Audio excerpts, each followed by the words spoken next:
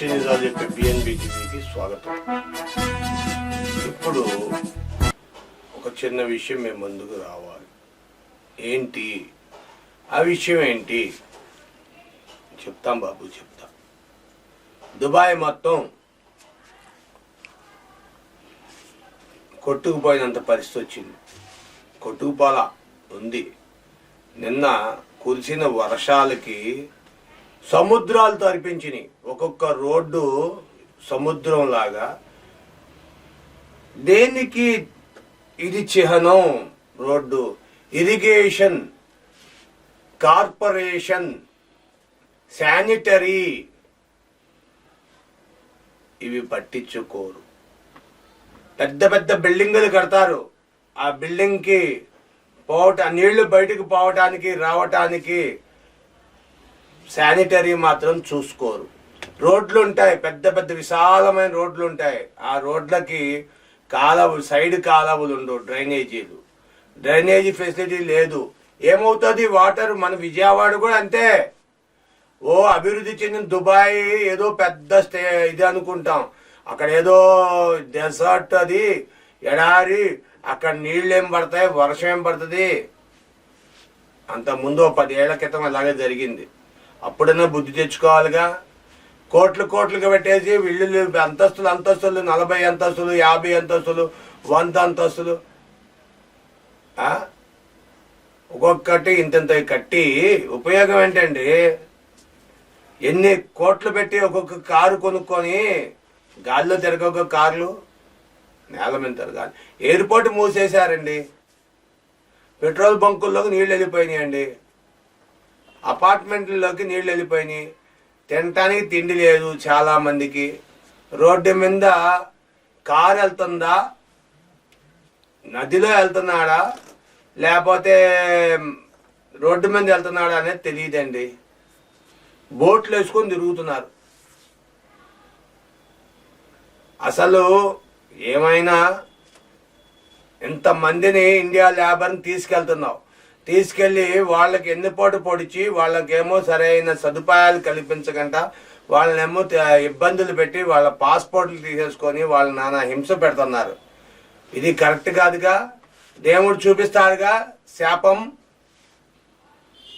నాకు ఒక్క అడుగు నాకైతే 100 అడుగులు నేను వేస్తాను నీ వెనక అంటాడు. నీ వెనకాల నువ్వు ఈ మంచి చేస్తే మంచే వస్తుంది, చెడ్డ చేస్తే చెడ్డే వస్తుంది. నువ్వు ఇక్కడ నుండి ఇండియా నుండి నిర్భాగ్యులను ఎంతమందిని తీసుకెళ్ళావు? బీహార్ నుండి, ఇటు ఆంధ్ర నుండి, అటు ఒరిస్సా నుండి చాలా మంది పాపం వెళ్తే వాళ్ళకి అక్కడ తిండి లేక మహిళలను చేయకూడని పనులు చేయించి మహిళల చేత వాళ్ళకు ఒళ్ళులు మసాజులు పట్టించుకొని డబ్బు మదం చూపించి ఇబ్బందులు పెట్టారు. ఏ పనికైతే తీసుకెళ్లారో ఆ పని చేయించట్లా. అసలు రోడ్డు తీసుకెళ్ళింది శానిటరీ, రోడ్లు శుభ్రం చేయడానికి, డ్రైనేజీలు శుభ్రం చేయడానికి వీటికి తీసుకెళ్లేది. అవి చేయకంట పెద్ద పెద్ద బిల్డింగులు కట్టడానికి లైన్ చేస్తున్నారు. ఎంత పెద్ద ఇండస్ట్రీలు ఉన్నా, ఎంత పెద్ద బిల్డింగులు ఉన్నా ఇన్ఫ్రాస్ట్రక్చర్ అంటారు. ఇన్ఫ్రాస్ట్రక్చర్ అంటే ఏంటి? చుట్టుపక్కల లైటింగు, రోడ్లు, డ్రైనేజీ, తాగునీరు, ఇవన్నీ గాలి, వెలుతురు ఇవన్నీ ఏర్పాటు చేసుకోవాలి. అదే ఇన్ఫ్రాస్ట్రక్చర్ అంటే మెయిన్ స్ట్రక్చర్. పంచభూతాలని మనం పైన పగబట్టిని అంటే మనము అయిపోయినట్టే. గాలి, నీరు, నిప్పు, ఆకాశం, భూమి ఇవన్నీ పంచభూతాలు. ఈ 5 కానీ ఇబ్బంది పెట్టావా నీ పతనం, నీవే కారణం. 4 రోజులు కరెంటు కడితే, లేదా 4 రోజులు కరెంటు కడితే కరెంటు బిల్లు వేస్తాడు. ఎంతసేపు ఇంట్లో ఉంటారండి? బయటికి వెళ్ళరా? గాలి ఉండాలిగా. అందుకని ప్రకృతిని చెట్లు పెంచండి, ప్రేమికుని అవ్వండి, చెట్లు ప్రేమికుడు అవ్వండి, ప్రకృతిని ప్రేమించండి. పక్కనోడు బాగుంటే మనం బాగుంటాం అనుకోండి. మనం బాగుంటే పక్కనోడు బాగుంటాడు. మనం కోట్లు కోట్లు కోట్లు కోట్లు పెరిగిపోతే పక్కనోడు ఏమన్నా పిచ్చోడండి. ఒక కథ, చిన్న కథ చెప్తా. ఒక రాజుగారు మనం ఎంత నిజాయితీ పనులను తెలుసుకుందామని, మీకు తెలిసే ఉంటుంది కదా, అందరూ తలో పెద్ద గుండుకు పెట్టి దాని మీద గుడ్డేసి తలో ఒక చెంబుడు నీళ్లు పోయండి, పాలు పోయండి అంటాడు. క్షమించాలి, నీళ్లు కాదు పాలు పోయమంటాడు. మంత్రి గారు వచ్చాడు, వీళ్ళందరూ నిజాయితీ పనులే, నేను ఒక్కడనే కదా నీళ్లు పోసేది అనుకొని చెంబు మీద గుడ్డ పెట్టి తీసుకెళ్ళి చక్కగా తీసుకెళ్ళి నీళ్లు పోసాడు. ఇంకో కొంతమంది పేదోళ్ళు అమాయకులు, రాజుగారు చెప్పారు మనం తప్పు చేయకూడదు, నిజాయితీగా ఉండాలని పాలు తీసుకెళ్ళి వాళ్ళ పిల్లలకు కూడా కానీ తీసుకెళ్ళి దండ పోశారు. ఇలాగా ఎంతమంది పోశారు? 102% పోశారు. పేదోడు ఎంతమంది ఉంటారు? 102% ఉంటారు ఆ రోజుల్లో. ఈ రోజులు అంటే ఇప్పుడు 90% పేదోళ్ళే ఉందనుకోండి. కోటీశ్వర్లో 10% 50% ఉంటారు, ఆ 50% పేదోళ్ళే ఉంటారు. కానీ ఆ రోజుల్లో రాసులు పోసేవారంట, బంగారు నాణ్యాలంట, రత్నాలంట. అలాంటి రోజుల్లో 10 మంది ఉంటారు. అప్పుడు నిజాయితీ ఉండేది. మందు పేదవాడు పక్కన పెట్టేయండి, నిజాయితీ, గౌరవం, పెద్దవాళ్ళంటే మర్యాద, సంస్కారం ఉండేది. అమాయకంగా మోసం చేసి వెళ్ళిపోదాం అనుకునే వాళ్ళు తక్కువ. మాట ఇచ్చామంటే మాట కోసం ప్రాణం పోయినా సరే మాట మీద నిలబడేవారు. అందుకని ఆ రోజుని ఈ రోజు మనం చెప్పుకుంటున్నాం. సరే, అంత పక్కన పెడేద్దాం. కొంతసేపు అయినాక, సాయంత్రం అయినాక మన కోట్లన్నీ పడిందా లెక్కేస్తాం కదా, అలాగే సరే పాలన్నీ పోసారు అందరూ. పోసినాక పాలు తీసుకొచ్చి ఆ గుడ్డ తీసి దానికి ఒక పెద్ద ఎత్తు అని ఏర్పాటు చేసి వెళ్ళి చూసి రావయ్యా మంత్రి అన్నారు. అందరినీ పంపించారు. కొంచెం శాంపుల్ పట్టరా, పాలు తెస్తే టీ పెట్టుకుందాం, ఎంత చక్కగా ఉన్నాయో అని రాజుగారు చెప్పాడు. సరే, మంత్రి గారు వెళ్ళాడు. వెళ్ళి దాంట్లో చేయి పెడితే ఈయన పెద్ద చేతి నుండి వెన్న అయిపోద్ది, అది అయిపోద్ది, ఇది అయిపోద్ది అనుకొని చాలా రిస్ట్రిక్షన్ పెట్టుకొని నూనె రాసుకొని నెయ్యి రాసుకొని అప్పుడు చేయి పెట్టాడు. తీరా దాంట్లో చేయి పెడితే చేతికి ఏమి అంటట్లా, ఈయన చెయ్యి ఎలాగుందో అలాగే ఉంది. సరే, ఇదంతా కాదని చెప్పి ఆ చెంబుతో తీశాడు. తీస్తే మన సున్నం వేసుకున్నాక సున్నం బకెట్ కడుతుంది, తెల్ల సున్నం. ఆ బకెట్ సున్నం నీళ్ళు లాగా ఉన్నాయంట.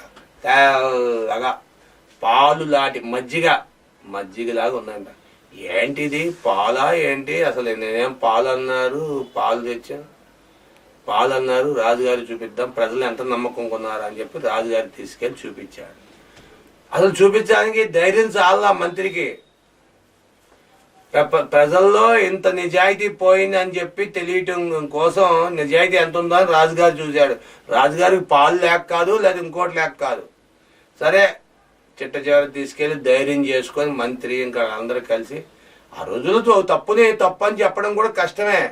తీసుకెళ్ళి అందరు ధైర్యంగా తీసుకెళ్ళి ఆ పెద్ద మనుషులు వాళ్ళు తీసుకెళ్ళి, అయ్యా పరిస్థితి ఇదిగోండి ఇక్కడ ఇలాగుందని. చిక్కగా ఉన్నాయా, కోవా కొట్టించారా, ఎలాగుంది అన్నాడు రాజుగారు. ఏం కోవా కొట్టమండి, మీరు ఆ పరిస్థితి చూసి మమ్మల్ని మా తలకాయలు తీసేస్తారంటే, తీయంలే చెప్పాయా ఏమైనా అన్నాడు. అంటే ఇదిగోండి అని చెప్పి చెంబు తీసుకెళ్ళి పెట్టారు.